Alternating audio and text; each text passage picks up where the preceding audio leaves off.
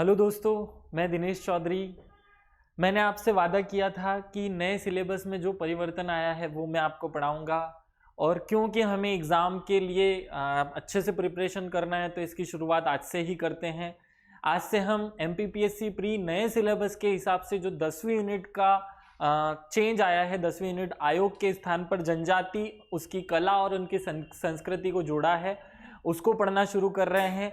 अगले 5-10 दिन में इस टॉपिक को पूरा मैं ख़त्म करवाऊंगा। आपको कहीं पे भी भटकने की ज़रूरत नहीं है, कहीं पे भी नोट्स अरेंज करने की ज़रूरत नहीं है। सारा अरेंजमेंट मैं अपनी तरफ से आपको करके ये पूरा टॉपिक 10वीं यूनिट पढ़ाने वाला हूँ। आइए शुरू करते हैं। सबसे पहले गणेश भगवान का नाम लेकर श्री गणेशाय नमः बोलते हुए और मेरे शिक्षक श्री सुरेश पटेल सर को नमन करके आगे बढ़ते हैं। हम सबको पहले जो नया चेंज आया है उसमें सिलेबस को याद करना है। हमारा जो नया सिलेबस है ये सभी स्टूडेंट्स को याद कर लेना है कि 10वीं यूनिट में जनजातियां हैं, जनजातियों का विस्तार है, जनजातियों की लोक संस्कृति है, उनकी लोक साहित्य है। ये टॉपिक हमारे सिलेबस में दिए हुए हैं। आज इसमें से हम पहला जो नंबर पर पॉइंट दिया हुआ है, मध्य प्रदेश की जनजातियों का भौगोलिक विस्तार और जनजातियों से संबंधित संवैधानिक प्रावधान, इन दोनों टॉपिक को कवर करेंगे इस वीडियो में। आपको बिल्कुल भटकने की जरूरत नहीं है। आप अपनी पढ़ाई को कंटिन्यू रखिए जैसा रख रहे हैं, जिस तरीके से मैंने आपको समझाया हुआ है। आगे हम डिस्कस करेंगे कि प्री के स्टूडेंट को प्री की तैयारी करनी चाहिए या मेंस भी साथ में पढ़ना चाहिए। अभी हम इस टॉपिक को पढ़ते हैं। आज इस भौगोलिक विस्तार और जनजाति दोनों ही पॉइंट्स को हम पढ़ने वाले हैं। सबसे पहले हम समझते हैं कि अनुसूचित जनजाति जो शब्द है इसकी शुरुआत कहाँ से हुई। थोड़ा बेसिक कॉन्सेप्ट पढ़ लेते हैं, समझ लेते हैं, क्योंकि ये दिया हुआ नहीं है लेकिन मेरी अपने आप में ये अवधारणा है कि आपको इसके बारे में ज्ञान होना चाहिए। अनुसूचित जनजाति जो शब्द इस टॉपिक में है या हमारे संविधान में है, उसकी शुरुआत कहाँ से हुई, उसकी उत्पत्ति कहाँ से हुई, आप सबको याद होना चाहिए कि पहली बार भारत सरकार अधिनियम 1935 में इसका उपयोग किया गया था। इससे पहले भारत में कभी भी लिखित डॉक्यूमेंट के रूप में अनुसूचित जाति शब्द या जनजाति शब्द का उपयोग नहीं किया गया था। ये आपके लिए एक फैक्ट है, काम का है, एग्जाम ओरिएंटेड बातें हमें करनी है। लेकिन ये जरूर याद रखना है कि ब्रिटिश सरकार के आदेश 1936 के एक आदेश के माध्यम से ये इंप्लीमेंट हुआ था। हमने दो बातें कह दी हैं कि अनुसूचित जनजाति शब्द का पहली बार उल्लेख भारत शासन अधिनियम 1935 में हुआ, लेकिन इसे लागू 1936 में ब्रिटिश सरकार के एक आदेश के माध्यम से किया गया था, जिसमें उस समय के जो प्रांत उस समय लगभग 11 थे। असम, बंबई, बिहार, बंगाल, जो मध्य प्रांत हमारे वाला राज्य, इन सब राज्यों में एक ऐसे वर्ग को जो कि जनजातियों या मूल रूप से पहाड़ी क्षेत्र में निवास करते हो, उनको अनुसूचित जनजाति के रूप में नामित किया गया था। आपको ये पॉइंट याद रखना है। आगे बढ़ते हैं। 1935 से पहले इनको कुछ ना कुछ नाम से पुकारा जाता होगा। हमें याद रखना है 1935 से पहले इन्हें दलित कहा जाता था। जितने सरकारी डॉक्यूमेंट होते थे उन सब में इनके लिए दलित शब्द का उपयोग होता था, लेकिन मौखिक रूप से भारत के अलग अलग क्षेत्रों में अलग अलग नामों से इनको जाना जाता था। जैसे एक प्रचलित नाम मैं आपको बताता हूं, हरिजन। इनको भारत के गुजरात, मध्य प्रदेश, राजस्थान ऐसे क्षेत्रों में हरिजन कहा जाता था, क्योंकि गांधी जी ने इनको हरिजन शब्द से नामित किया था। उनका ये मानना था कि ये पिछड़े हुए जो हमारे वर्ग हैं, क्योंकि इनको सहारा भगवान दे रहा है, इसलिए ये भगवान के बच्चे हैं, भगवान के लोग हैं। हरि शब्द का अर्थ होता है भगवान और जन का अर्थ होता है लोग, अर्थात भगवान के लोग, इसलिए नया शब्द हरिजन आया। गांधी जी ने 3 पत्रिकाओं के माध्यम से इस शब्द को प्रकाशित किया था। गांधी जी ने पहली जो पत्रिका लिखी उसका नाम, खुद का नाम ही हरिजन था, दूसरी हरिजन सेवक और तीसरी हरिजन बंधु। ये 3 पत्रिकाएं गांधी जी द्वारा निकाली गई थी। हरिजन नाम की जो पत्रिका है वह इंग्लिश में छपती थी, हरिजन सेवक जो है हिंदी भाषा में छपती थी, और हरिजन बंधु जो है वो गुजराती भाषा में छपती थी। इससे हमें ये आइडिया मिल जाए कि इनके अलग अलग क्षेत्रों में नाम अलग अलग हुआ करते थे। खैर, ये हमारे सिलेबस का टॉपिक नहीं है, इसलिए मैं इस पर बहुत फोकस नहीं कर रहा हूं। 1931 की जनगणना में पहली बार ये दलित शब्द पर चर्चा होना शुरू हुई या दलित को अनुसूचित जनजाति किए जाने पर चर्चा शुरू हुई। उस समय जो जनगणना कराने के लिए जो इंचार्ज जिसे नियुक्त किया गया था वो थे ब्रिटिश मानव शास्त्री जे.एच. हट्टन। क्या नाम था उनका? जे.एच. हट्टन। उनकी देखरेख में अस्पृश्यता के आधार पर जिन लोगों को घृणित या जिन लोगों को अस्पृश मान लिया गया था उन लोगों के लिए अनुसूचित जनजाति शब्द उपयोग किए जाने का प्रस्ताव पहली बार जे.एच. हट्टन ने दिया था। अब हमारे पास 3-4 फैक्ट हो गए। पहली बार अनुसूचित जनजाति शब्द का प्रयोग कब किया गया? 1935 में। इसे लागू कब से किया गया? 1936 में ब्रिटिश सरकार के आदेश से। इस शब्द का पहली बार प्रयोग किसने किया? तो वो जे.एच. हट्टन ने किया था 1931 की जनगणना के दौरान। किनको उसने अनुसूचित जनजाति कहा था? जिन्हें भारत में अस्पृश कहा जाता था। ये याद रखना है। आदिम जनजातियों को अनुसूचित करने का पहला प्रयास 1931 की जनगणना में ही किया गया था। आगे बढ़ते हैं हमें याद रखना है कि स्वतंत्रता के पश्चात अनुसूचित जनजाति इस शब्द को जनजातीय समूह के रूप में पहचान दी गई।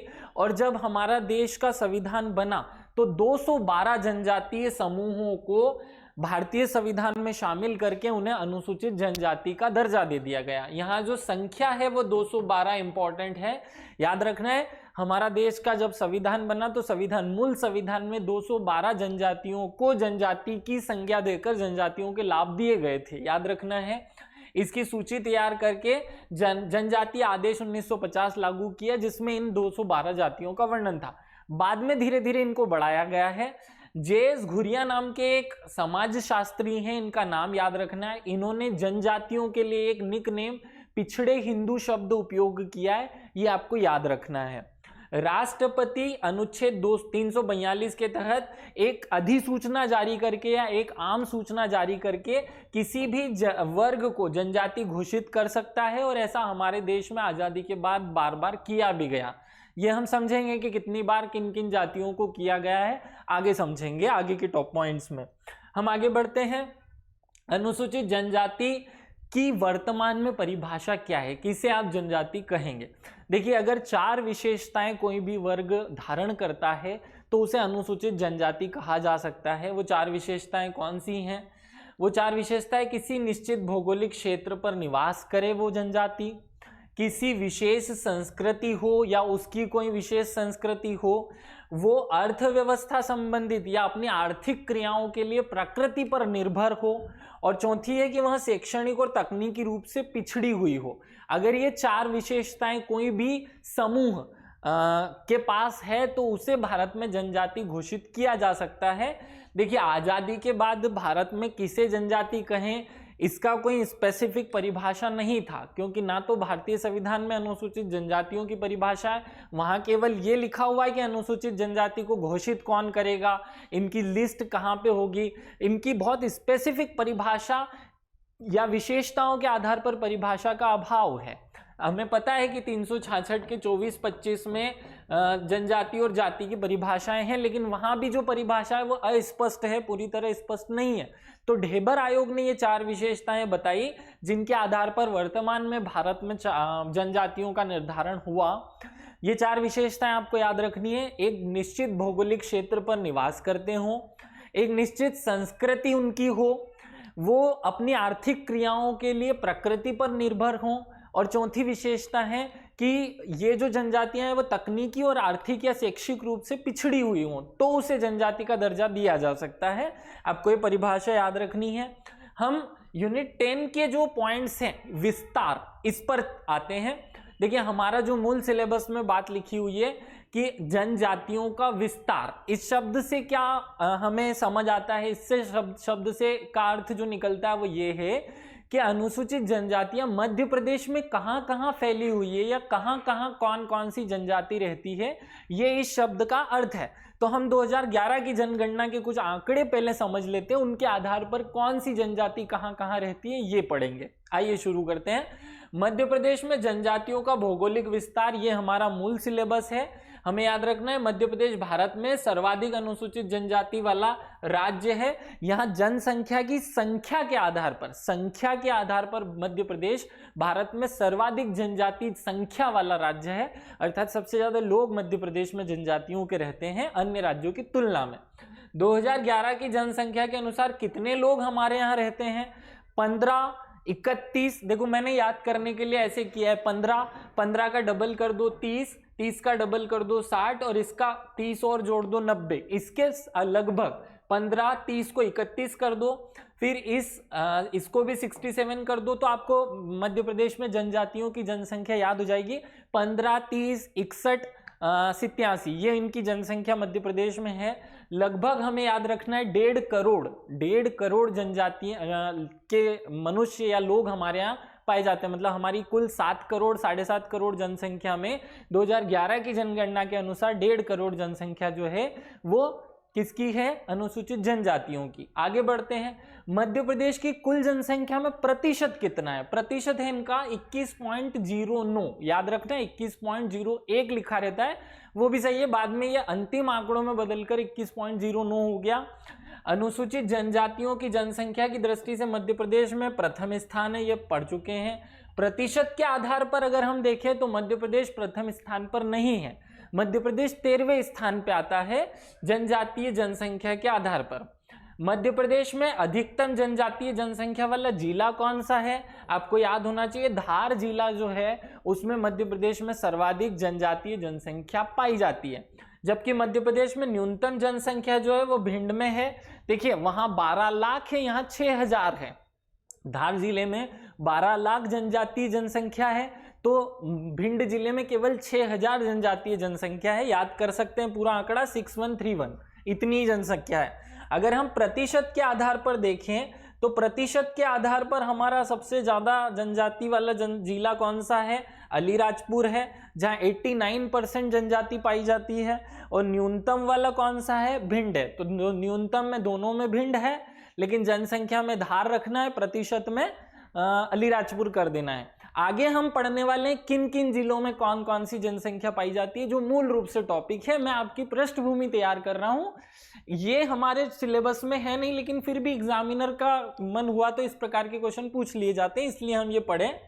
आगे 2011 की जनगणना के अनुसार अगर देखें तो शहरी क्षेत्र में जो जनजातीय जनसंख्या है वो बहुत कम है, उनकी जनसंख्या केवल 6% है, 6.8% है, जो 10 लाख के आसपास होती है। मतलब पूरे मध्य प्रदेश में जो जनजाति की जनसंख्या है उसमें से केवल 6% जनजाति जनसंख्या शहरों में रहती है, बाकी गांव में रहती है। तो गांव में परसेंटेज बताने की जरूरत नहीं है, 93.4 आप अपने आप लिख सकते हैं। शहरी क्षेत्र में अधिकतम जनसंख्या भिंड में रहती है, भिंड में वैसे ही सबसे कम जनसंख्या और जितनी है उसमें से भी सबसे ज्यादा भिंड में जो है वो शहरों में रहते हैं। और न्यूनतम जो शहरों में रहने वाले हैं वो डिंडोरी में, डिंडोरी के जो जनजाति है सर्वाधिक गांवों में रहते हैं, ये याद रखना है। मध्य प्रदेश में कुल मिलाकर के 43 जनजाति, ये पॉइंट जरूर याद रखना, यहां से हमारा सिलेबस की काम की बातें शुरू हो जाती है। मध्य प्रदेश में 43 जनजातियां जो हैं वो पाई जाती हैं, 43 जनजातीय जनसंख्या है। अनुसूचित जनजाति जिसमें भील और भिलाला का जो वर्ग है उसकी जनसंख्या इन 43 में सर्वाधिक है। मतलब इसका अर्थ समझें कि मध्य प्रदेश में कुल कितनी जनजातियां पाई जाती हैं, तो मध्य प्रदेश में कुल 43 जनजातियां पाई जाती हैं। उन 43 में सबसे ज्यादा जनसंख्या किसकी है? तो भील और भिलाला जो वर्ग है वो 59.93 लाख, मतलब कुल का देखिए 1.5 करोड़ कुल मिला के है, उसमें से 60 लाख के आसपास केवल भील और भिलाला है, जो कुल का 40% अर्थात 39.1% के आसपास है, सबसे ज्यादा यही है। इसके बाद दूसरे नंबर पे आती है गोंड, जो 50 लाख के आसपास है, ये 59 लाख है, वो 50 लाख है। 3 सबसे बड़े जनजातीय समूह कौन से हैं मध्य प्रदेश के? पहला जो सबसे सर्वाधिक है वो भील है, दूसरा गोंड है और तीसरा कोल है। सबसे छोटा कौन सा है? कमार है, जो सीधी में पाया जाता है केवल, ये याद रख लेना है। मध्य प्रदेश में कुल मिला के 43 जनजातियां पाई जाती हैं। उन 43 जनजातियों में सबसे बड़े 3 वर्ग कौन से हैं? भील, गोंड और तीसरा है कोल, याद रख लेना। सबसे छोटा कौन सा है? कमार है, जो सीधी में पाया जाता है। अब हम आते हैं कि क्षेत्र वाइज ये किस तरीके से पाए जाते हैं। मूल सिलेबस की ही बातें पढ़ा रहा हूं मैं, एक्स्ट्रा चीजें और पढ़ा सकता हूं। आप लोगों के मन में ये होगा कि ये चीज़ें मैं कहाँ से पढ़ा रहा हूँ। कल भी मैंने आपको बताया था एक वीडियो में कि हमें कहाँ से ये चीज़ें पढ़नी है। देखिए, मध्य प्रदेश की जनजाति से रिलेटेड हिंदी ग्रंथ अकेडमी की ये किताब है, हिंदी ग्रंथ की अकेडमी की ये जो किताब है ये श्री कमल शर्मा ने लिखी है। खैर 2000 की किताब है ये, मतलब सन 2000 में लिखी गई किताब है। इसमें इससे रिलेटेड सारे आंकड़े 2011 की जनसंख्या के पूरे आंकड़े इसमें दिए गए हैं। इसका जो अपडेट वर्जन है वो 2012-13 का है, जो भी मेरे हाथ में है। इसके बाद एक किताब है नदीम हुसनैनी की जनजाति से रिलेटेड किताब है, जिसमें सारी डिटेल्स मिल जाएगी जनजातियों की। एक और महावीर पब्लिकेशन की किताब है, पुरानी किताब है, खैर ये बहुत पुरानी है, ये भी बहुत अच्छी किताब है जनजातियों से रिलेटेड डाटा की। अब हम समझते हैं कि मध्य प्रदेश में जो जनजातीय जनसंख्या है उसका वितरण जनसंख्या के हिसाब से कैसा है। देखिए, ये जो डॉट ये नीचे का हिस्सा है, यहाँ आपको जनजातीय जनसंख्या ज़्यादा दिखाई दे रही होगी, ऊपर के हिस्से में जनजातीय जनसंख्या नहीं दिख रही होगी मैप में। रतलाम, झाबुआ, अलीराजपुर, धार ये जो क्षेत्र है, इसके बाद नीचे खंडवा, खरगोन, बड़वानी, इसके बाद बैतूल, छिंदवाड़ा, जबलपुर, यहाँ से बालाघाट होते हुए अब सीधी सिंगरौली, शहडोल और अनूपपुर, इन जिलों में, मतलब ये जो जिले मेरे द्वारा टिक किए गए हैं, केवल इन जिलों में ही जनजातीय जनसंख्या ज़्यादा पाई जाती है, बाकी जिलों में जनजातीय जनसंख्या कम पाई जाती है। ये पहला पॉइंट तो आपको मैप के रूप में याद करना है। इससे क्या समझ आता है? इससे ये समझ में आता है, देखो हमने मध्य प्रदेश का भौगोलिक वर्गीकरण पढ़ रखा है। हमारे यहाँ मालवा का पठार आता है, इस क्षेत्र में निमाड़ आता है, नीचे की पट्टी में सतपुड़ा आता है। तो ये जो मालवा, निमाड़ और सतपुड़ा है जहाँ मिलते हैं वहाँ सर्वाधिक जनजातीय जनसंख्या पाई जाती है। फिर आगे बढ़ते हैं, यहाँ से सतपुड़ा का पूर्वी हिस्सा, मध्य हिस्सा शुरू होता है, यहाँ से इधर पीछे की तरफ जहां तक हम बघेलखंड के पठार तक पहुंचते हैं वहां जनसंख्या कम पाई जाती है। और मध्य सतपुड़ा में तीसरे नंबर, मतलब अगर जनसंख्या को भौगोलिक आधार पर मैं देखूं तो सर्वाधिक जनसंख्या जो है वो मालवा के पठार, निमाड़ और सतपुड़ा के इस हिस्से, जो कौन सा हिस्सा है, पश्चिमी हिस्से में पाई जाती है। उसके बाद दूसरे नंबर पे आता है ये बघेलखंड वाला हिस्सा और जो मेकल श्रेणी का हिस्सा है। तो सतपुड़ा मेकल श्रेणी और बघेलखंड में दूसरे नंबर पे सबसे ज्यादा जनसंख्या पाई जाती है। और सतपुड़ा के साथ नर्मदा घाटी को मिला लो तो उसमें सतपुड़ा मध्य भाग और नर्मदा घाटी में जनजातीय जनसंख्या कम पाई जाती है। और बचे हुए जिलों में जनसंख्या बहुत ज्यादा कम है जनजातियों की, इन जिलों में अनुपातिक रूप में ज्यादा जनसंख्या पाई जाती है। अब हम इसके वर्गीकरण पे आते हैं। अब आप वर्गीकरण दो आधारों पर पढ़ने वाले हैं। हमें पढ़ना है एक जनजातीय जनसंख्या के घनत्व के आधार पर वर्गीकरण, और एक पढ़ना है जनजाति का भौगोलिक आधार पर वर्गीकरण। दोनों ही हम साथ में पढ़ेंगे और दोनों ही याद रहे, दोनों एक जैसे हैं। अगर जनजातीय जनसंख्या का अनुपात के आधार पर हमें वर्गीकरण करना हो तो मध्य प्रदेश में 4 प्रकार के जनजातीय क्षेत्र पाए जाते हैं। कौन कौन से क्षेत्र है? मध्य प्रदेश का पश्चिमी क्षेत्र, दक्षिणी क्षेत्र, पूर्वी क्षेत्र और उत्तरी क्षेत्र। अगर हम मैप बनाएं यहाँ तो मैप के आधार पर हमें ज्यादा अच्छे से समझ आएगा। यह हम मध्य प्रदेश का मैप बना लेते हैं। देखिए, मध्य प्रदेश के मैप में ये वाला जो हिस्सा है, ये वाले हिस्से को हम कहेंगे पूर्वी क्षेत्र। यहां तक के हिस्से को कहेंगे जनजातियों का पूर्वी क्षेत्र। इस वाले हिस्से को कहेंगे जनजातियों का दक्षिणी क्षेत्र। यहां तक विस्तारित कर देना है इसको। यह है जनजातियों का दक्षिणी क्षेत्र और ये क्षेत्र कहलाता है जनजाति का पूर्वी क्षेत्र। इसके बाद केवल ये एक जिला जो है वो हमें याद रखना है, उत्तरी क्षेत्र। तो जनजाति में जनसंख्या घनत्व के आधार पर अगर जनजातियों का वर्गीकरण किया जाए मध्य प्रदेश में तो 4 अलग अलग क्षेत्र बनते हैं और वो इस मैप में आपको क्लियर हो रहे होंगे। पहला है मध्य प्रदेश का पश्चिमी क्षेत्र या पश्चिमी क्षेत्र। ये पश्चिमी क्षेत्र जो है वो 8 जिलों में फैला हुआ है। कितने जिलों में फैला हुआ है? 8 जिलों में फैला हुआ है, याद रखना। कौन कौन से 8 जिले हैं? धार, बड़वानी, याद रखेंगे, धार, बड़वानी, झाबुआ, खरगोन, अलीराजपुर, खंडवा, रतलाम और बुरहानपुर। ये 8 जिले हैं जहां जो पूर्वी क्षेत्र में आते हैं। आपको एग्जाम में ऐसा भी प्रश्न आ सकता है कि पूर्वी क्षेत्र के जिलों में से कौन सा एक है या कौन सा एक नहीं है। तो ये 8 हमें याद करने हैं, हम कोड बना के इनको याद करें। दक्षिणी क्षेत्र में 7 जिले आते हैं। कौन कौन से? छिंदवाड़ा, बैतूल, मंडला, सिवनी, डिंडोरी, बालाघाट और हरदा, ये 7 जिले आते हैं दक्षिणी क्षेत्र। इसे मध्य जनजाति पेटी भी कहा जाता है, आपको याद रखना है, मध्य जनजाति पेटी और दक्षिणी जनजाति पेटी एक ही है। पूर्वी क्षेत्र में 6 जिले आते हैं। कौन कौन से? सीधी, सिंगरौली, शहडोल, अनूपपुर और कटनी, उमरिया, ये 6 जिले जो हैं वो पूर्वी क्षेत्र में आते हैं। और उत्तरी क्षेत्र में केवल 1 जिला आता है, श्योपुर, ये याद रखना है आपको। सबसे ज्यादा पश्चिमी क्षेत्र में 8 जिले, दक्षिणी या मध्य क्षेत्र में 7 जिले, पूर्वी क्षेत्र में 6 जिले और उत्तरी क्षेत्र में 1 जिला। ये हमने पढ़ा जनसंख्या का अनुपातिक वर्गीकरण। अब हम आगे समझते हैं कि ये जो जनसंख्या का वर्गीकरण है वो इस आधार पर हमने समझा। प्रादेशिक वितरण की बात अगर की जाए, प्रादेशिक वितरण की, तो प्रादेशिक वितरण के आधार पर भी वर्गीकरण होता है। देखो, प्रादेशिक आधार पर वर्गीकरण 3 भाग में होगा। वो उत्तरी क्षेत्र को मानते ही नहीं क्योंकि वहां कम जनसंख्या है। तो प्रादेशिक आधार पर अगर वर्गीकरण की बात की जाए तो हमें याद रखना है 1966 में 1966 में दुबे और बहादुर, ये 2 समाजशास्त्री थे जिन्होंने पूरे भारत में जनजातियों का भौगोलिक वर्गीकरण या प्रादेशिक वर्गीकरण किया था। क्या किया था? 1966 में दुबे और बहादुर ने पूरे भारत की जनजातियों का भौगोलिक वर्गीकरण या प्रादेशिक वर्गीकरण किया था। क्योंकि 1966 में मध्य प्रदेश में छत्तीसगढ़ भी जिला शामिल था, छत्तीसगढ़ राज्य भी शामिल था, इसलिए मध्य प्रदेश में 4 भौगोलिक क्षेत्र पड़ते थे। लेकिन जैसे ही छत्तीसगढ़ अलग हुआ, हमारे यहाँ से एक जनजातीय भौगोलिक क्षेत्र अलग हो गया। वर्तमान में मध्य प्रदेश में 3 जनजातीय भौगोलिक क्षेत्र पाए जाते हैं, और वो कौन कौन से हैं? मध्य प्रदेश पश्चिमी क्षेत्र, दक्षिणी मध्य प्रदेश क्षेत्र और पूर्वी क्षेत्र। जो अभी हमने पीछे पढ़े वो सेम टू सेम है। यहाँ 8 वही जिले शामिल हैं, यहाँ 7 वही जिले शामिल हैं, यहाँ 6 वही जिले शामिल है। इनमें कितने प्रतिशत जनसंख्या पाई जाती है वो देख लेते हैं।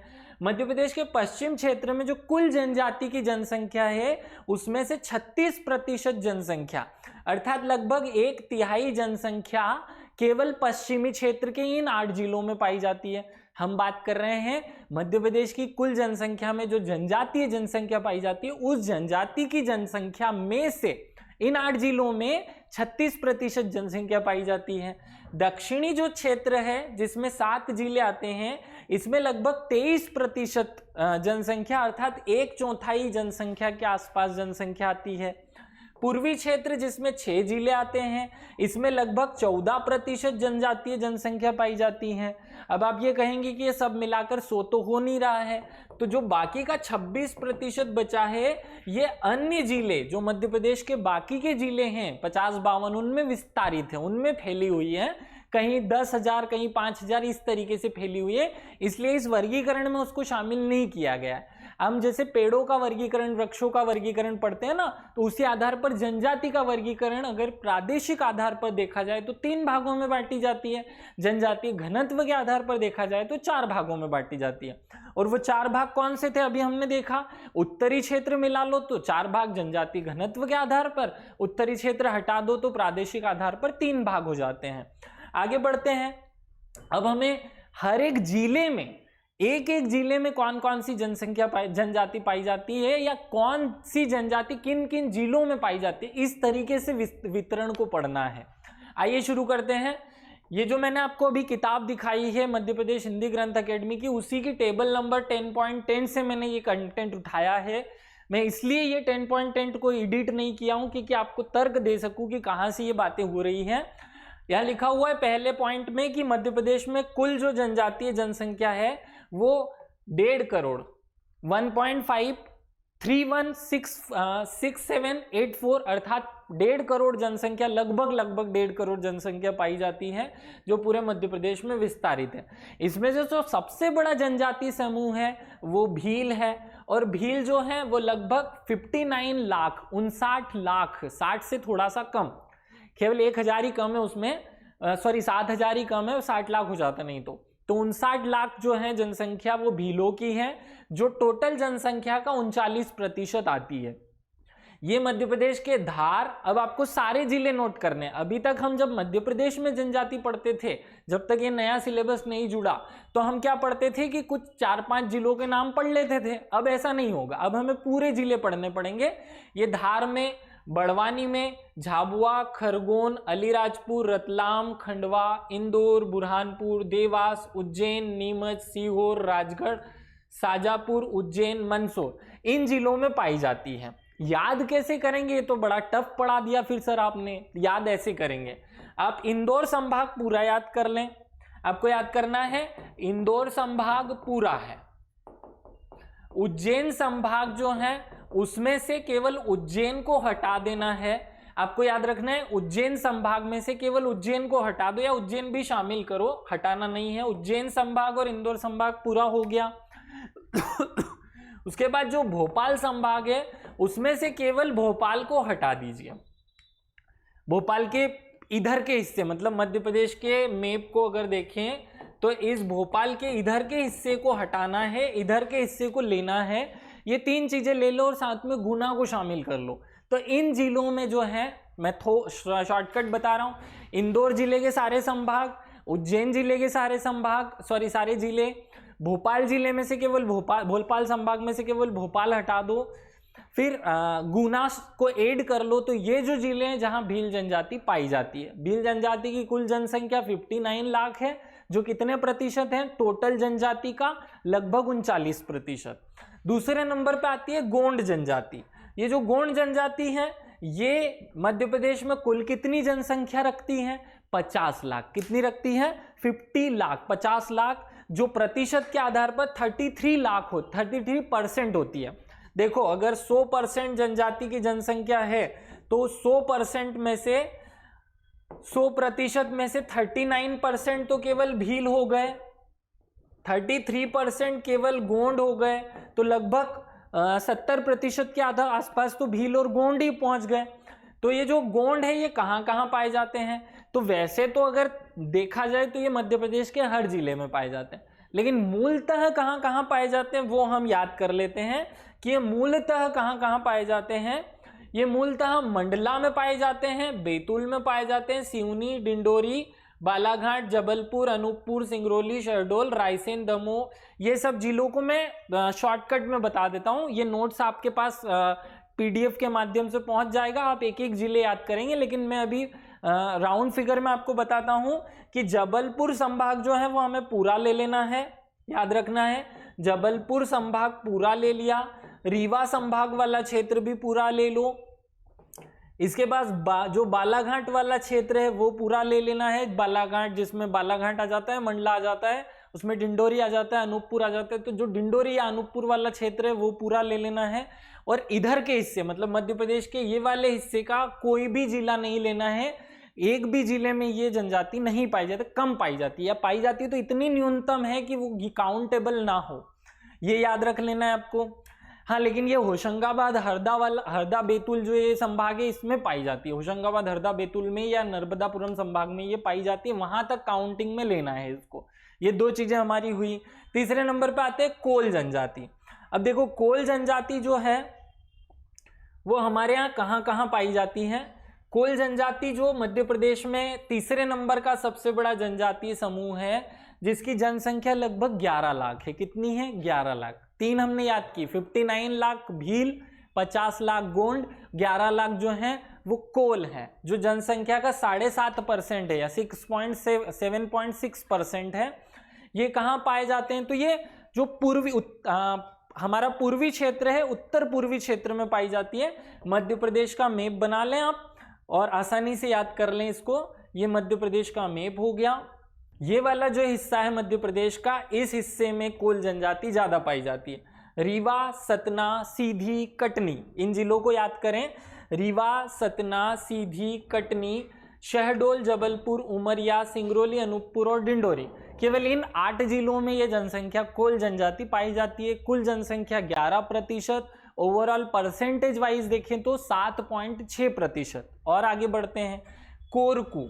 ये चौथा बड़ा जनजाति समूह है जिनकी जनसंख्या लगभग 7 लाख है। ये कौन कौन से जिलों में, देखिए नर्मदापुरम संभाग और उज्जैन संभाग, इंदौर संभाग के कुछ जिले, ये 3 चीजें याद रखनी है। नर्मदापुरम पूरा, उज्जैन के कुछ जिले, इंदौर संभाग के कुछ जिले। तो बैतूल, खंडवा, हरदा, देवास, बुरहानपुर, होशंगाबाद, सीहोर, रायसेन और बड़वानी। तो केवल भोपाल जिले का रायसेन ऐड किया, बाकी इन तीनों में से है। कोल जनजाति, कोरकू जनजाति पाई जाती है जो चौथा सबसे बड़ा जनजाति समूह। इसके बाद आते हैं सहरिया पे। सहरिया जनजाति की जनसंख्या में बहुत ज्यादा है, याद रखना। ये मूल रूप से सहरिया जो है उत्तरी क्षेत्र में पाए जाते हैं। इनकी जो जनसंख्या है वो 6 लाख के लगभग है, 6 लाख के आसपास है। प्रतिशत के आधार पर 4% है। और ये शिवपुरी, श्योपुर, अशोकनगर, गुना, ग्वालियर, विदिशा, मुरैना, दतिया, रायसेन, सागर तक पाए जाते हैं। ये आपको याद रखना है। मतलब ये जो मध्य प्रदेश का ये वाला क्षेत्र है ये पूरा आ जाएगा, और यहाँ से गुना और अशोकनगर को ऐड कर लो, भोपाल को ऐड कर लो, तो आपको ये वाला सहरिया जनजाति समूह याद हो जाएगा। आगे आते हैं बेगा पे। बेगा छठा सबसे बड़ा जनजाति समूह है, जनसंख्या 4 लाख। अब इनकी जनसंख्या भले याद मत रखिए, ऊपर के 5 की जनसंख्या भी याद रखनी है आपको। ये 4 लाख के आसपास है। 2% जनसंख्या है जो शहडोल, उमरिया, सिंगरौली, मंडला, डिंडोरी, अनूपपुर, सीधी, बालाघाट, जबलपुर, सिवनी अर्थात इस बेल्ट में पाई जाती हैं। आपको ये मैप बनाकर हर एक जिले याद करने पड़ेंगे प्रत्येक जनजाति के, क्योंकि मैं हर एक जनजाति के जिले अगर मैप बनाकर याद कराऊंगा तो टाइम ज़्यादा लगेगा, वीडियो बहुत लंबा हो जाएगा। मुझे 2 टॉपिक कवर करने हैं, ये मैं आपको कंटेंट PDF के माध्यम से अवेलेबल करा दूंगा 1-2 दिन में। आगे भारिया जनजाति। भारिया जनजाति की कुल जनसंख्या है 1.93 लाख, मतलब 2 लाख के आसपास, जो 1.2% है। और ये भी कटनी, पन्ना, छिंदवाड़ा, जबलपुर, नरसिंहपुर, शहडोल, अनूपपुर, सतना, डिंडोरी, सिवनी जिलों में पाई जाती है। मतलब 8-10 जिले जो उधर के पश्चिमी पूर्वी क्षेत्र के हैं, पूर्वी मध्य प्रदेश के, उनमें ये पाई जाती हैं। आगे बढ़ते हैं सोर जनजाति।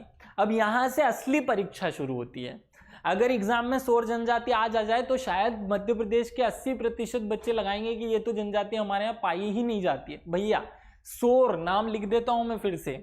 देखो सोर जनजाति जो है वो मध्य प्रदेश की जनजाति है और 8वीं सबसे बड़ी जनजाति है, बहुत ज्यादा पाई जाती है। इनकी जनसंख्या 1.5 लाख से ज्यादा है मध्य प्रदेश में। ये सागर, टीकमगढ़, छतरपुर, दमोह, पन्ना, रायसेन में पाई जाती है। 6 जिले हैं। सागर संभाग के पूरे जिले ले लो, सागर, टीकमगढ़, छतरपुर, दमोह, पन्ना, रायसेन और होशंगाबाद एडिशनल जोड़ दिया, रायसेन भोपाल संभाग से जोड़ दिया, बाकी के इसी संभाग के जिले। तो ये याद रख लेना, सोर जनजाति जो है वो मध्य प्रदेश के इन 8 जिलों में पाई जाती है, याद रख लेना। आगे बढ़ते हैं। अब मैं आपको ऐसी ही जनजातियों के नाम बताऊंगा जो मध्य प्रदेश में आपके सुनने में कम आई है या नहीं पाई जाती आपके अनुसार। अगली जो 9वें सबसे बड़ा जो ग्रुप है वो है परधोनी जनजाति का। क्या है? परधान जनजाति का। परधोनी नहीं, परधान जनजाति। ये लगभग 1,23,000 के आसपास है मध्य प्रदेश में, जो सिवनी, छिंदवाड़ा, मंडला, डिंडोरी, जबलपुर, बैतूल या बालाघाट मंडला वाला जो बेल्ट है उसमें पाई जाती है। मैप बनाकर हर एक जनजाति का अलग अलग एरिया याद करना पड़ेगा आपको। स्पेशल टॉपिक जोड़ा है इसलिए क्योंकि मेंस एग्जाम में भी ये टॉपिक है, प्री में भी ये टॉपिक है, तो इसको अच्छे से याद करना है। अगला मवासी जनजाति। मवासी जो जनजाति है वो छिंदवाड़ा, सतना, होशंगाबाद, भोपाल, खरगोन और बैतूल इन 6 जिलों में केंद्रीकृत है। पनिका जनजाति। पनिका जनजाति जो है वो सिंगरौली, शहडोल, सीधी, उमरिया इन 5 जिलों में है। सीधी, शहडोल, उमरिया, अनूपपुर 5 जिलों में पाई जाती है। खेरवार जनजाति। खेरवार जनजाति जो है वो छतरपुर, सिंगरौली, पन्ना के आसपास का पूरा बेल्ट, शहडोल के आसपास का पूरा बेल्ट, ये 2 चीजें याद रख लो केवल। पन्ना के पास सतना है, रीवा है, वहां पाई जाती है। शहडोल के पास अनूपपुर, डिंडोरी, बालाघाट मंडला है, वहां पाई जाती है खेरवार जनजाति। अगला है मांझी जनजाति। मांझी जनजाति बहुत इंपॉर्टेंट है, भारत के प्रधानमंत्री नाम ले चुके हैं अपने मन की बात में इनका, तो इनकी डिटेल ज्यादा अच्छे से पढ़ लें। मांझी जनजाति जो है वो ग्वालियर, रीवा, भोपाल, भिंड, मुरैना। तो देखो भिंड मुरैना याद रख लेना क्योंकि हमें भिंड मुरैना में एक ही जनजाति का नाम याद है कि केवल भिंड मुरैना में सहरिया जनजाति पाई जाती है। भिंड, मुरैना, ग्वालियर। ये इंपॉर्टेंट है इसलिए मैं लिख करके बता रहा हूँ। मांझी जनजाति, भिंड, मुरैना, ग्वालियर, इन 3 जिलों के साथ साथ श्योपुर। ये ऊपर के 4 हो गए। फिर आप इंदौर ऐड कर दें, इंदौर में पाई जाती हैं, दतिया में पाई जाती हैं और रीवा में और भोपाल में। इन 8 जिलों में पाई जाती हैं ये जनजाति। याद रख लेना, मांझी जनजाति विशेष रूप से बता रहा हूं, ये काम की चीज है, याद रखना है। आगे पाओ जनजाति, जनजाति का नाम क्या है? पाओ जनजाति। पाओ जनजाति 3 जिलों में पाई जाती है, शहडोल, अनूपपुर और सतना। क्या नाम है? शहडोल, अनूपपुर और सतना। आगे बढ़ते हैं। उराव जनजाति, उराव जनजाति भोपाल संभाग पूरा ले लीजिए और सीधी सिंगरौली ले लीजिए तो काम हो जाएगा। उराव जनजाति जो है वो भोपाल संभाग और सीधी सिंगरौली में पाई जाती है। कंवार जनजाति, कंवार जनजाति शहडोल और शहडोल के साथ में याद करना अनूपपुर, खंडवा, ये 3 जिलों में पाई जाती है, शहडोल, अनूपपुर, खंडवा। आगे बिझावर जनजाति, ये बालाघाट और सिवनी केवल इन 2 जिलों में पाई जाती है। हमने 43 जो कुल जनजातियां पाई जाती है उसमें से 18 जो बड़ी बड़ी जनजातियां वो याद कर ली हैं। इससे ज्यादा मुझे नहीं लगता याद करने की जरूरत है। ये हुआ आपका पहला टॉपिक, भौगोलिक वितरण। इसमें हमने प्रत्येक जिले के हिसाब से जनजातियों को पढ़ लिया है। जनजातियों की जो जनसंख्या है उसको हमने 3 प्रकार से पढ़ा, जनजातीय अनुपात के आधार पर, जनजाति की प्रादेशिक वितरण के आधार पर, और हर एक जिले में कितनी कितनी जनसंख्या और किन किन जिलों में कौन सी जनजाति पाई जाती है, इस आधार पर। ये तीनों ही आधार आपको याद रखने हैं। इस वीडियो में मैं आपको अभी तक अनुसूचित जनजाति शब्द उत्पत्ति कहाँ से हुआ, उसकी परिभाषा क्या है या किन आधारों पर उसके जनजाति घोषित करेंगे वो पॉइंट बता चुका हूं, और इसका 3 प्रकार से विभाजन बता चुका हूं। ये पहला पॉइंट हमारा कंप्लीट हुआ। अब हम पहली जो हमारी 10वीं यूनिट है उसकी पहली लाइन में जो दूसरा टॉपिक छुपा हुआ है जनजातियों के संवैधानिक उपबंध, उस पर आने वाले हैं, वो टॉपिक पढ़ेंगे। ये फोकस करने वाला पॉइंट है, इससे क्वेश्चन पूछे जाते हैं, आज तक भी पूछे गए हैं और अब भी पूछे जाने के चांस ज्यादा हैं। आपको इसके फैक्चुअल डाटा को ज्यादा फोकस करना है क्योंकि छुपे हुए आर्टिकल्स आप लोग छोड़ देते हैं। और मुझे आप सब लोगों से एक शिकायत ये भी है कि मैं आपको एमपीपीएससी का ये जो डर है इससे बचाने के लिए जितने प्रयास अपनी तरफ से कर सकता हूं करता हूं, लेकिन आप लोगों को केवल एक बार भी मैंने आज तक ये नहीं कहा कि इस वीडियो को सब्सक्राइब कीजिए, हमें ज़रूरत भी नहीं है, आप चैनल को सब्सक्राइब भले ही मत कीजिए, लेकिन अपने ज़रूरतमंद दोस्तों तक इस वीडियो को पहुंचाना बच्चों की जिम्मेदारी है, आपकी जिम्मेदारी है। अगर मैं ये मेहनत कर रहा हूँ और उस बच्चे को जिसको ज़रूरत है उस तक ये वीडियो नहीं पहुँच रहा है तो यह हमारी असफलता है। शायद मेरा तरीका गलत है पढ़ाने का, या फिर हम जो कर रहे हैं इसे हमको बंद कर देना चाहिए। ये आपकी जिम्मेदारी है, शायद आपको ये करना चाहिए। आगे बढ़ते हैं। दूसरा पॉइंट जो हमें पढ़ना है वो जनजातियों के लिए संवैधानिक प्रावधान पढ़ने हैं। जनजातियों से संबंधित संवैधानिक प्रावधान। अब ये जो जनजाति से संबंधित संवैधानिक प्रावधान, इसको हमने 2 भागों में बांट लेना है। संवैधानिक उपबंधों को 2 समूहों में बांट सकते हैं, एक संरक्षण विधेय संबंधित उपबंध और एक विकास संबंधित उपबंध। ध्यान से सुनिए, जो जनजातियों के लिए पूरे संवैधानिक प्रावधान है उन्हें 2 भागों में बांट लेना है। कुल 15 आर्टिकल्स हैं, हमको याद करने हैं। उनमें से कुछ ऐसे आर्टिकल्स हैं जो संरक्षण देने के लिए, उनके विरुद्ध कोई अपराध ना हो, उनका शोषण ना हो, उनका उत्पीड़न ना हो, उससे बचाने के लिए उनको कहेंगे हम संरक्षण संबंधी उपबंध। कुछ ऐसे हैं जो इनका विकास करने के लिए हैं, इनको विकास कराने के लिए है, इनका विकास करने संबंधी उपबंधों को हम आर्थिक विकास संबंधी उपबंध कहकर पुकारें।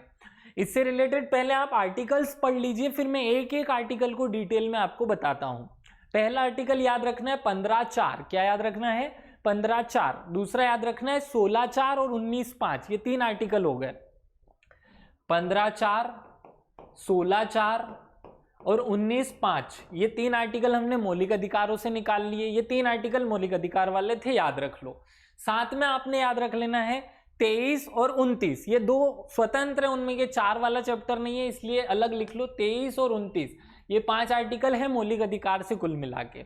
उसमें से 3 सब आर्टिकल्स हैं, 15(4), 16(4) और 19(5), और 2 ओरिजिनल आर्टिकल्स हैं, 23 और 29।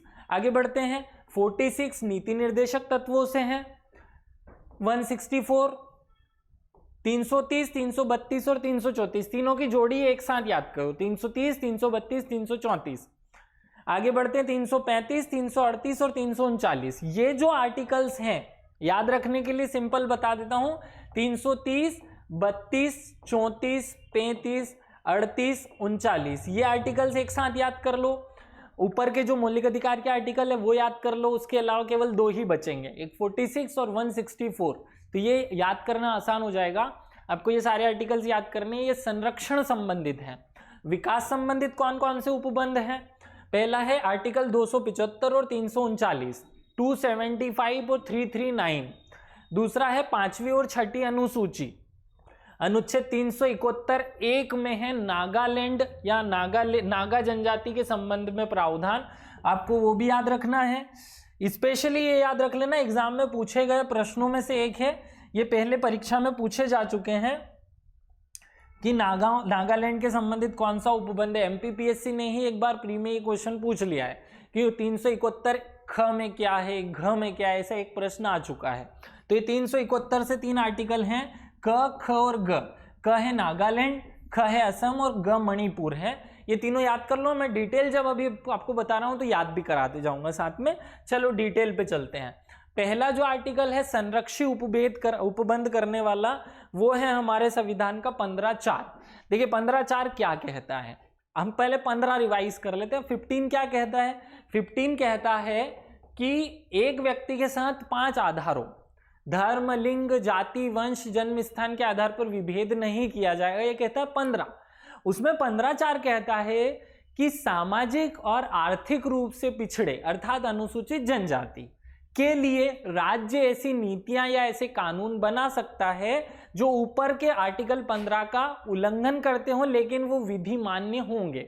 अर्थात आर्टिकल 15 के होते हुए भी राज्य ऐसे अपवाद वाले कानून बनाएगा ताकि अनुसूचित जनजातियों का संरक्षण किया जा सके। क्या लिखा हुआ है? सामाजिक, आर्थिक और शैक्षणिक हितों को प्रोत्साहन हेतु अनुच्छेद 15 धर्म, मूल वंश, जाति, लिंग और जन्म स्थान इन आधारों पर भेदभाव को मना करता है या निषेध करता है। फिर भी इस उपखंड के अनुच्छेद 4 या 15(4) में एक छूट की व्यवस्था की गई है कि राज्य को अनुसूचित जातियों और जनजातियों के लिए सामाजिक और शैक्षणिक रूप से नागरिकों की उन्नति और प्रगति के लिए कानून बनाने का अधिकार होगा। यहां तक सब बच्चों को याद होता है। अगली पॉइंट पे आते हैं कि ये आर्टिकल क्यों जोड़ा गया। नीति निर्देशक तत्व में एक नीति निर्देशक तत्व अनुच्छेद 46 में है जो कहता है अनुसूचित जाति जनजाति के लिए शैक्षिक और आर्थिक हितों का संरक्षण करना राज्य का कर्तव्य होगा, और उसी को बैलेंस करने के लिए 15(4) जोड़ा गया है। 15(4) मूल संविधान का हिस्सा नहीं था, याद रखना। 15(4) पहले संविधान संशोधन 1951 के माध्यम से जोड़ा गया है क्योंकि राज्य ने नीति निर्देशक तत्वों का पालन करना शुरू किया। ये दोनों पॉइंट याद कर लिया आपने। आगे बढ़ते हैं। आर्टिकल 16(4) हमें पता है आर्टिकल 16 जो है वो लोक नियोजन की बात करता है, तो 16(4) अनुसूचित जाति जनजाति को लोक नियोजन में आरक्षण देने की बात करता है, ये याद रख लेना। साथ में 19(5) भी आप याद रखेंगे। 19(5) ये क्या कहता है? ये कहता है देखो 19 में स्वतंत्रताएं दी हुई हैं, एक उसमें अपवाद जोड़ा गया है जो अनुसूचित जनजाति से संबंधित है और वही आपके काम का है। वो कहता है कि संपत्ति खरीदने का अधिकार सबको है। यहां प्रावधान है कि सबको घूमने जाने और बसने का भी अधिकार है। ये 3 बातें, संपत्ति खरीदने का, घूमने जाने का, बसने का अधिकार सबको है। इन तीनों का एक साथ अपवाद है कि राज्य चाहे तो अनुसूचित जनजातियों के संरक्षण के लिए इन तीनों विशेषताओं पर प्रतिबंध लगा सकता है या किसी जनजातीय क्षेत्र में लोगों के आवागमन पर प्रतिबंध लगा सकता है। वो 19(5) में लिखा हुआ है, आपको ये याद रखना है, ये बहुत महत्वपूर्ण है। देखिए जो 19 में 6 प्रकार की स्वतंत्रता हैं वो 19(1) के A, B, C, D, E, F और G ऐसे आर्टिकल्स में दी हुई है। 19(1) के अंदर 19(2), 19(3), 19(4), 19(5) ये अलग आर्टिकल्स हैं जो प्रतिबंध लगाते हैं इन पर। आप ये पॉइंट याद रखेंगे तो हमें 16 और 19 दोनों याद हो गए हैं। आगे बढ़ते हैं। आर्टिकल 23 हमें पता है मानव के शोषण पर रोक लगाने की बात करता है, मानव के दुर्व्यवहार और बलात्कार श्रम पर प्रतिषेध करने की बात करता है, क्योंकि हमें पता है सबसे ज्यादा जो शोषण हुआ, जो बलात्श्रम सर्वाधिक किया जाता है वो जनजाति या जाति के व्यक्तियों द्वारा करवाया जाता है, या इनके ऊपर इन चीज़ों का प्रभाव ज़्यादा है, ज़्यादा लोग इनके इन्वॉल्व हैं, तो इसलिए ये अनुच्छेद अन्योन रूप से, अप्रत्यक्ष रूप से इनके लिए काम करता है। आगे बढ़ते हैं। आर्टिकल 29 देखिए, आर्टिकल 29 क्या कहता है? किसी भी संस्कृति को और किसी भी वर्ग को अपनी संस्कृति और शिक्षा को बनाए रखने का अधिकार होगा, और वो उसके लिए क्या कर सकता है?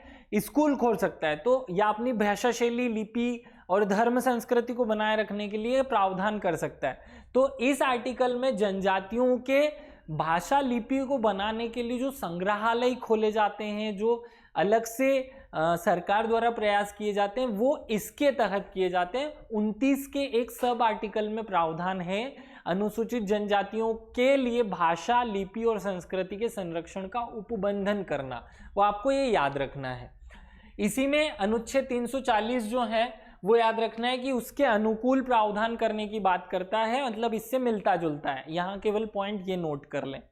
आर्टिकल 46 हमें पता है अनुसूचित जाति जनजाति के लिए शैक्षिक और आर्थिक हितों की रक्षा का या अभिवृद्धि करने का राज्य प्रयास करेगा, एक नीति निर्देशक तत्व है, ये हमें जनरली याद रहता है।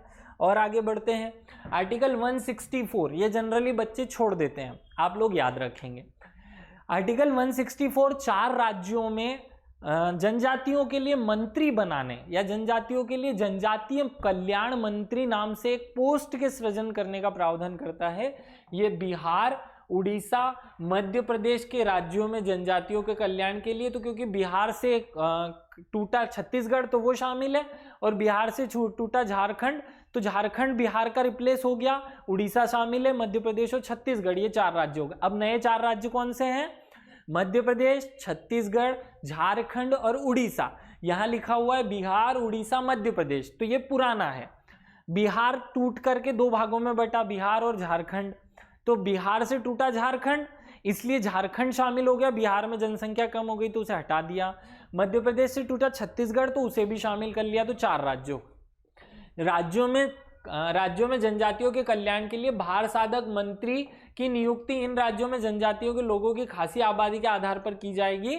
ये आपको पॉइंट याद रखना है। आगे 330, 32 और 34 ये 3 आर्टिकल एक साथ याद रखो। ये लोकसभा और विधानसभाओं में जनजातियों को आरक्षण की बात करते हैं। मैं आगे जब ये पॉइंट अलग अलग जनजातियों के रूप में बांट करके पढ़ाऊंगा, तो वहाँ या संविधान में हम इनका आरक्षण कितना प्रतिशत है, मध्य प्रदेश में कितनी सीटें हैं, कौन कौन सी जिले हैं, वो भी समझेंगे। लेकिन वो मध्य प्रदेश या जब हम कॉन्स्टिट्यूशन पढ़ेंगे तब पढ़ेंगे। यहाँ केवल एक प्रावधान पढ़ लो कि 330, 32 और 34 में लोकसभा और विधानसभाओं में अनुसूचित जनजातियों के लिए सीटों के आरक्षण की बात की गई है। और एक प्रश्न जो जनरली पूछा जाता है, यूपीएससी जैसे एग्जाम ने पूछा लेकिन अधिकांश स्टूडेंट गलत करके आए, अनुसूचित जनजाति और अनुसूचित जाति के आरक्षण के दावों का वर्णन संविधान के किस अनुच्छेद में? वो 335 में है। आपको याद रखना है अनुसूचित जाति और अनुसूचित जनजाति के आरक्षण के दावे कहाँ लिखे हुए हैं? 335 में। आगे बढ़ते हैं। 338 में क्या है?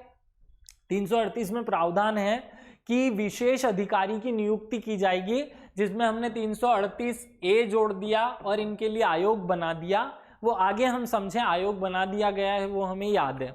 ये हम डिटेल में पिछले सिलेबस में आयोग की डिटेल्स भी पढ़ते थे, इसलिए मैं उस पर ज़्यादा फोकस नहीं करूँगा।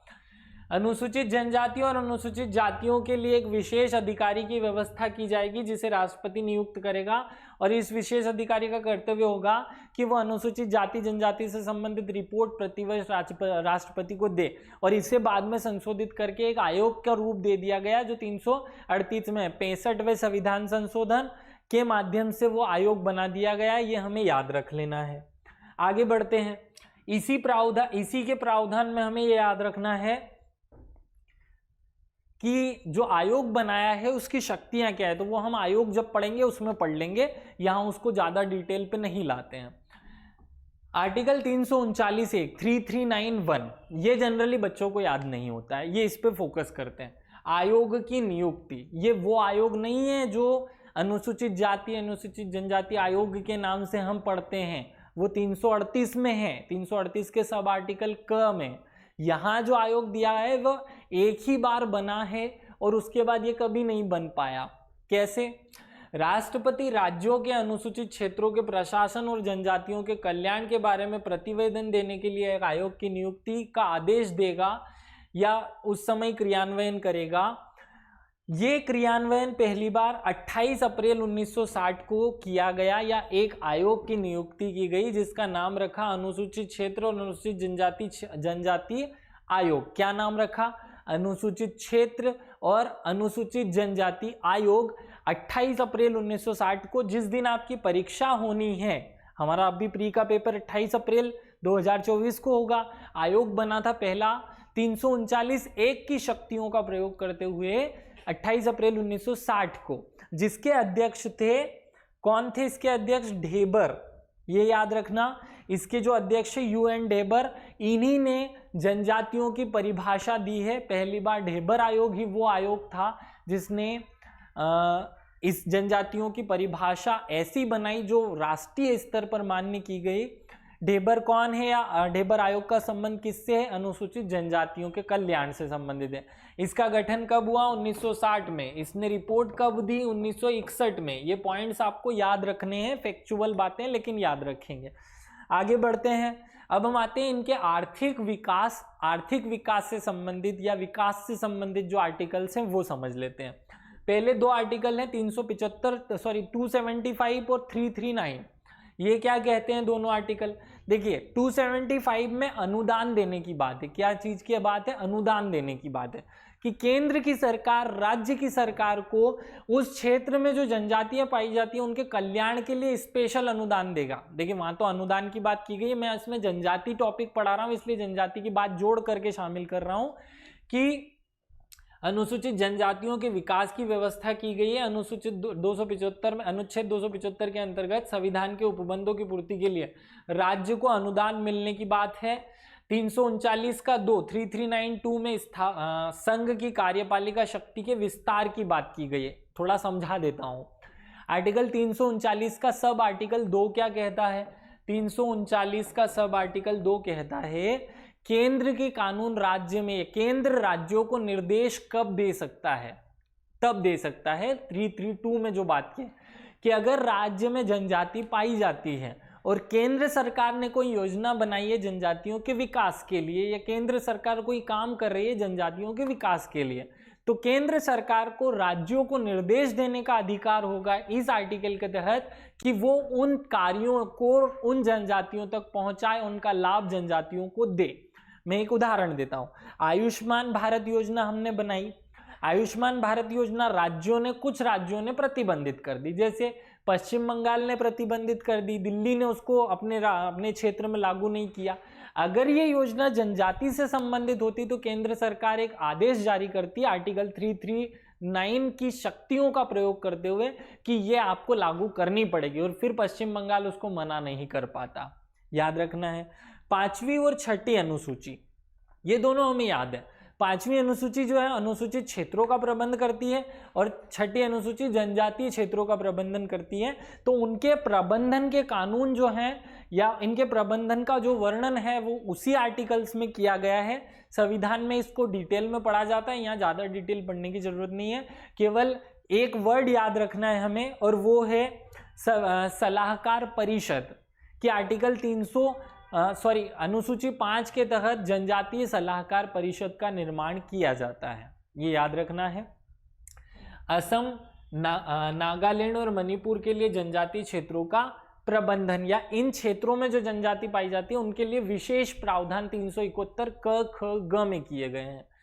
आर्टिकल 371 371 क क्या कहता है? नागालैंड की जनजाति के लिए विशेष उपबंध करने का प्रावधान करता है कि संसद अगर कोई कानून बनाती है और वो कानून जनजातियों को प्रभावित करता है तो वो कानून नागालैंड में तब तक लागू नहीं होगा जब तक नागालैंड की विधानसभा उस कानून को पारित ना कर दे। ये लिखा हुआ है 371 में।